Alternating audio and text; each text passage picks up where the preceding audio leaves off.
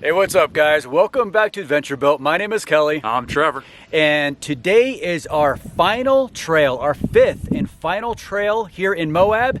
And we are actually in Arches National Park on a very not so well-known trail called Eye of the Whale. And it's really cool because most national parks don't actually have off-road trails at all. So this is the first time I've actually been on a trail, you know, within park boundaries. Yeah, that's really cool. This guy right here found it with a whole lot of research. Yep, I am a trail nerd. Trail nerd. Proudly so, though. Yes. This trail is going to be fantastic, so stay tuned.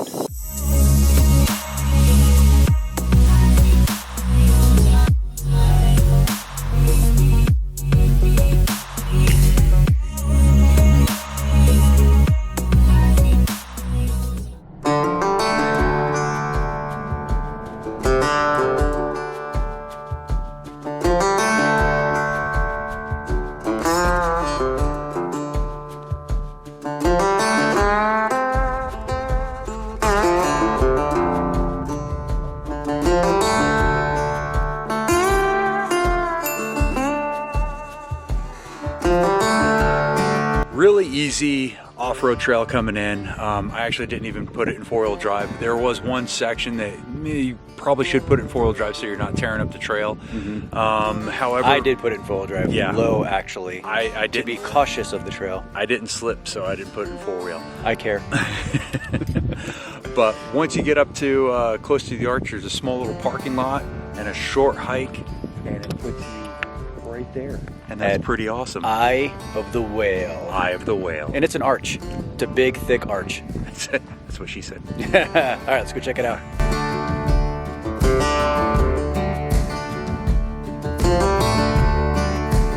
Right behind me is Eye of the Whale Arch, and oh my God, it is so cool. It is super deep and it's thick. It looks more like a tiny cave than an arch. And Arches National Park is in a league of its own for national parks. Very open, very free spirit, and having these trails open so we can access these backcountry arches and everything with almost no crowds is something super special. Okay, I'm ready now.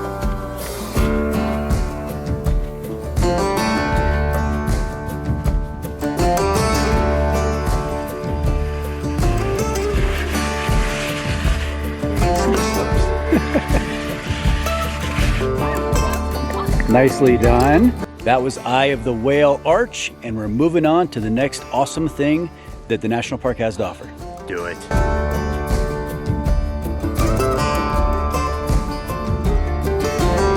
We're continuing on Eye of the Whale Trail, which is also known in the park as Herdina Park Trail, or Herdina Park Road.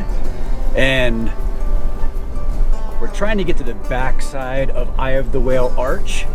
It looks like the trail kind of starts going away from it though, so let's see what's up ahead.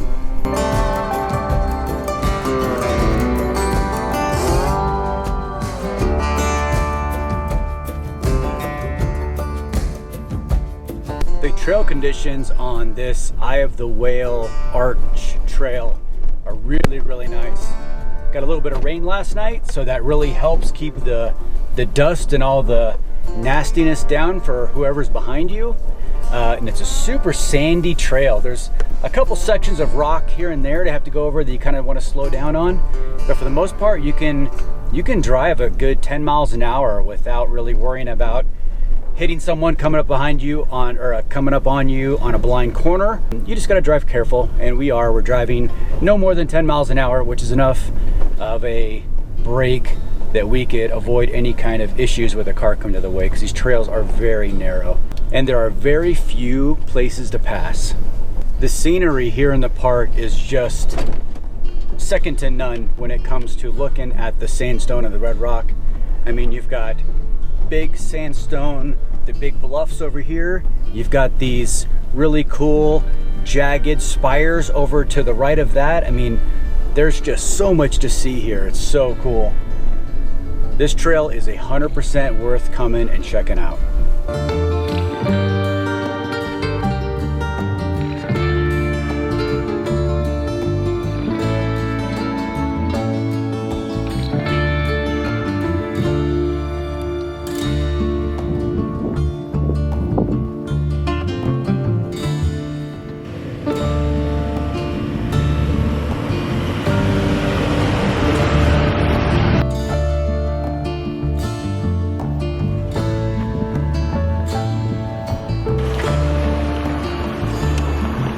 Hell's Gate doesn't have anything on this trail.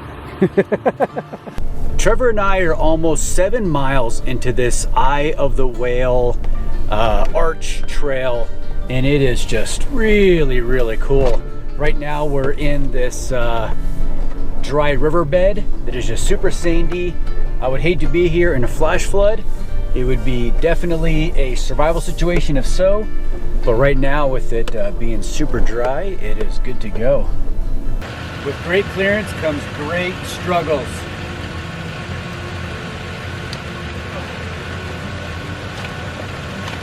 I feel like I have a monster truck in Texas. Nice, evenly slow.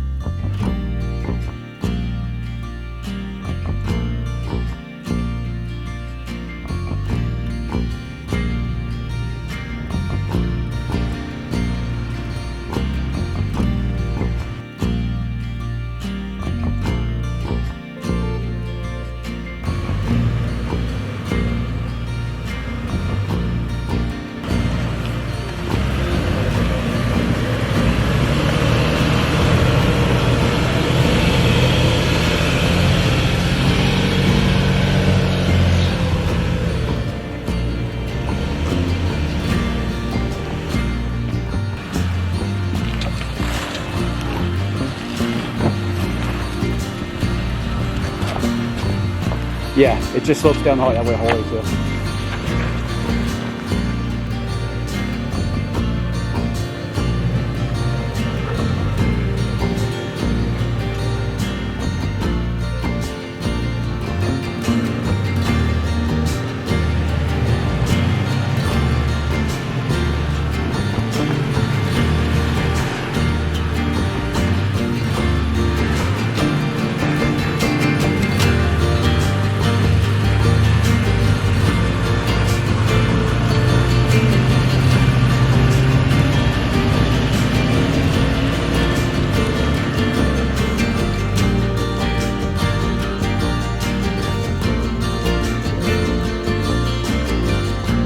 It's definitely not Hell's Revenge, but for a new off-roader coming out for a nice drive that doesn't expect it, might catch him off guard.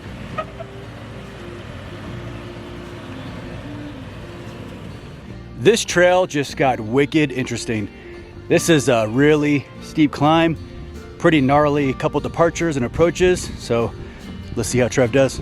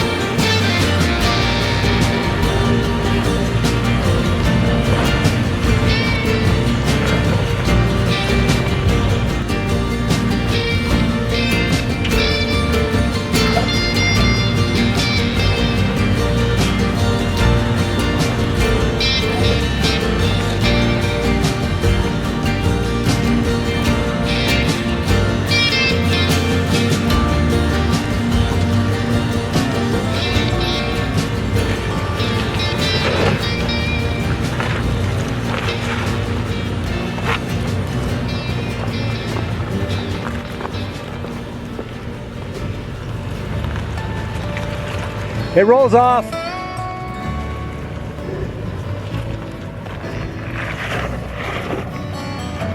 It was no joke, right? Yeah, it was fun. I mean, it's after yesterday, it's right. nothing, but honestly, this is a great trail for, you know, just easy overlanding, easy off-roading. I mean, absolutely beautiful scenery. So yeah, no, this trail is awesome. What rating would you give it thus far? I'd probably give it like a 4. I would say 4. Yeah, it's a pretty solid 4. Yeah, it's a solid 4. I mean, there's nothing. I mean, a locker is great. It gives you better traction. I don't think it's necessary. Low range is, I would say, a must, just to make it a lot better on the climbs and everything. But yeah, other than that, no, it's solid. My turn. We are on by far the hardest climb of this entire trail. It's right past all of the spires. I don't know if you can see off my left shoulder here. But yeah, it is. It's quite a doozy. This would challenge a stock vehicle just with all the clearance issues. But we're making it happen. And it is a doozy.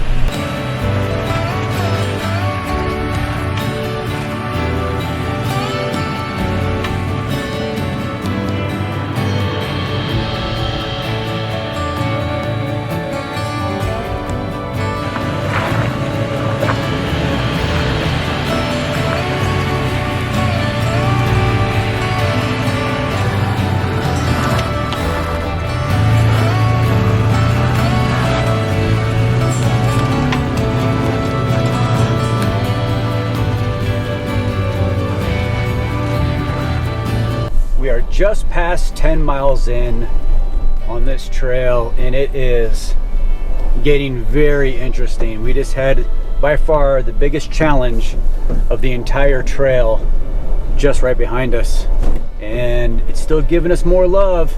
It's a never-ending amount. I guess they saved all the good stuff right for the middle.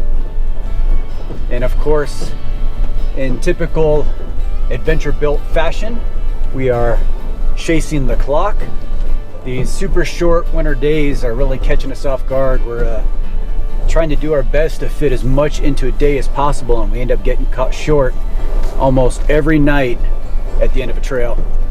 So we'll see if we make it out of this thing before sunset.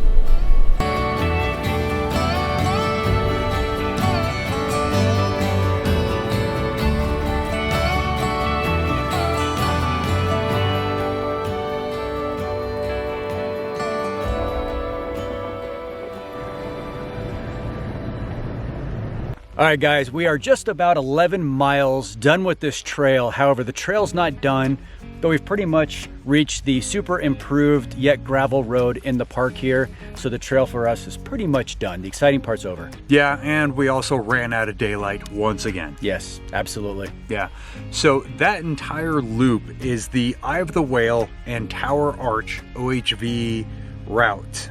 Technically it's 30 miles, but what would you say that section was?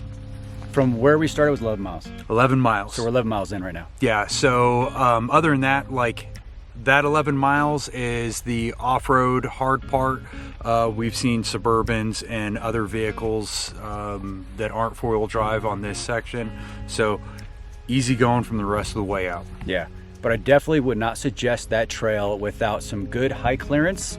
Yep. Maybe not a rear locker, but definitely four low. Yes. And some pretty good confidence skills, because there's a few sections that were pretty tricky.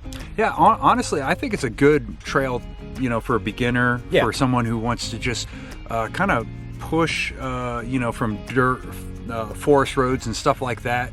Yeah, I think it's a great Utah trail. Yeah, but I would definitely, don't go by yourself. Don't go out trying to prove yourself on something like that, because you might end up stuck. All right, guys, we really hope you enjoyed that video. This trail was phenomenal. I didn't even know there was an off-road trail in any national park. I know.